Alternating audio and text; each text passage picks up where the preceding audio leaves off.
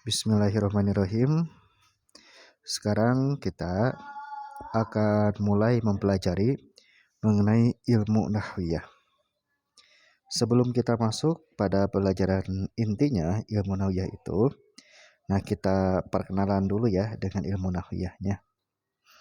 Nah, sebelumnya ilmu nahwiyah itu adalah salah satu cabang dari ilmu bahasa Arab. Nah, kita akan perkenalan dulu dengan bahasa Arabnya. Nah, bahasa Arab ini Al-Lughatul Arabiyyah. Nah, ini saya nulisnya di HP ya, pakai stylus pen supaya bisa memberikan ilmu di mana saja. Jadi ketika saya senggang, saya nyantai, nah saya bisa memberikan ilmu nahwiyah ini. Kalau pakai laptop itu lebih enak ya sebenarnya kalau untuk menerangkan, cuman ya ribetnya ya kalau dibawa kemana-mana ya berat juga, kalau di tempat umum takut hilang juga gitu. Nah, oleh karena itu lebih aman ya ini HP saja. Yang penting saya bisa memberikan ilmu kepada yang lainnya. Ini Al-Lughatul Arabiyyah. Nah, ini terbagi kepada dua. Yang pertama ada yang namanya nahwiyah atau an-nahwu. Ini yang pertama. Yang kedua, nah ini ada as-sorfu. Nah, ini dibagi dua aja. Jadi ada al-lughatul arabiyyah, ada an-nahwu, ada as-sorfu. Nah, sekarang apa sih perbedaannya antara an-nahwu dan as-sorfu ini? Nah, sekarang kita akan menjelaskan mengenai an-nahwunya. Apa yang disebut dengan an-nahwu? Nah, an-nahwu ini an-nahwu. An-nahwu ini mempelajari mengenai harokat akhir sebuah kalimat gitu. Jadi yang namanya an-nahwu mempelajari harokat akhir sebuah kalimat. Nah, ini an-nahwu itu. Contohnya apa? Nah, contohnya di dalam Al-Quran surat Al-Fatihah ya, ayat 2 saja ya. Alhamdulillah, alhamdu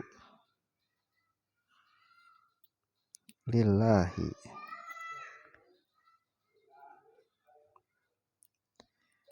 rabbil alamina. Nah, ini alamina. Ini alhamdu ya dibacanya. Nah, ini dibacanya alhamdu. Nah, alhamdu harokat akhir kalimatnya adalah domah ini. Nah, alhamdu. Nah, nanti ini bacanya mau alhamdu atau alhamda atau alhamdi. Nah, ini yang mempelajarinya itu adalah ilmu nahwu. Jadi apakah dibaca domah alhamdu atau fathah alhamda atau kasrah alhamdi. Nah, ini nahwiyah yang akan mempelajarinya. Jadi kenapa ini dibaca domah? Nah, itu nahwiyah yang mempelajarinya. Yang kedua ada kalimat lillahi. Nah, kalau kalimat lillahi ternyata ini harokatnya kasroh, tidak domah ya, tidak lillahu gitu. Nah, ini fungsi dari ilmu nahwiyah, mempelajari kenapa ini dibaca kasroh, kenapa tidak domah, kenapa tidak fathah. Begitupun dengan kalimat robi. Kalimat robi ini diberikan harokat kasroh. Nah, ini diberikan harokat kasroh. Nah, ini fungsi dari ilmu nahwiyah. Jadi mengetahui harokat akhir sebuah kalimat. Nah, di sini tidak dibaca robu, juga tidak bisa dibaca roba gitu.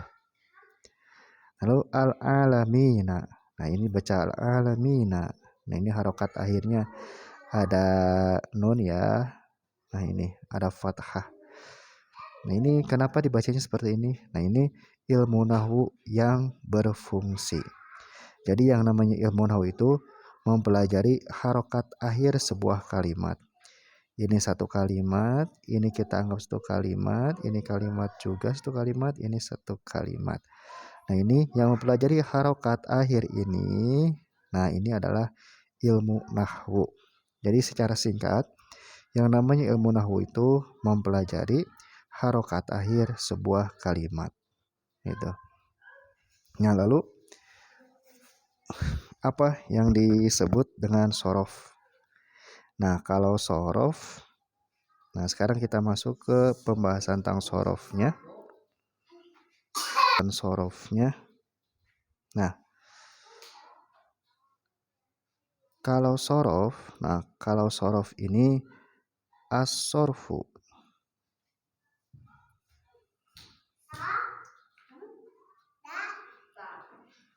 Nah, kalau sorof ini mempelajari perubahan kalimatnya. Nah, jadi ini sorof. Sorof itu mempelajari perubahan kalimat. Jadi sebuah kalimat itu berubah pasti ada fungsinya. Tidak mungkin ada kalimat berubah tapi tidak ada fungsinya gitu. Nah, contohnya perubahannya itu dari doroba. Nah, doroba. Nah, doroba itu artinya telah memukul. Nah, ini ada arti telah memukul. Lalu berubah jadi yadribu. Nah, ketika berubah jadi yadribu, tentu saja ini bukan hanya berubah saja, tapi ada fungsinya. Kenapa sih jadi berubah jadi yadribu? Kalau masih artinya telah memukul, buat apa berubah? Nah, oleh karena itu, dari dia berubah jadi yadribu itu karena memang ada fungsinya. Apa fungsinya? Kalau yadribu artinya jadi sedang atau akan memukul. Begitupun kalau dia berubah jadi idrib. Nah, idrib. Nah, ketika berubah jadi idrib, nah tentu saja ini ada fungsi yang lainnya juga gitu. Kalau idrib terjemahnya itu pukullah. Nah, ini mempunyai makna kata perintah. Begitupun kalau berubahnya itu jadi doribun. Nah, doribun. Nah, kalau doribun, nah ini artinya itu yang memukul. Jadi kalau doribun itu artinya yang memukul. Nah, kalau berubah jadi madrubun. Nah, kalau berubah jadi madrubun, nah ini artinya jadi yang dipukul. Nah, ini fungsi dari sorof. Sorof itu mempelajari mengenai perubahan kalimat. Nah, kenapa berubah? Karena memang ada fungsinya. Nah, ini untuk pembukaan mengenai ilmu nahwiyah. Bahwasannya yang namanya ilmu bahasa Arab itu terbagi kepada dua. Yang pertama ada nahwu, yang kedua ada sorof. Nahwu mempelajari mengenai harokat akhirnya. Nah, nahwu itu mempelajari harokat akhir.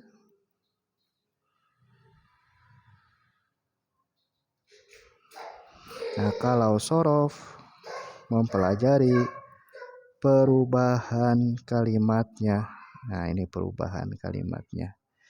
Nahwu harokat akhir, sorof perubahan kalimatnya. Nah, mungkin sampai sini dulu untuk pembukaan dari ilmu nahwu ini. Insya Allah nanti kita lanjutkan.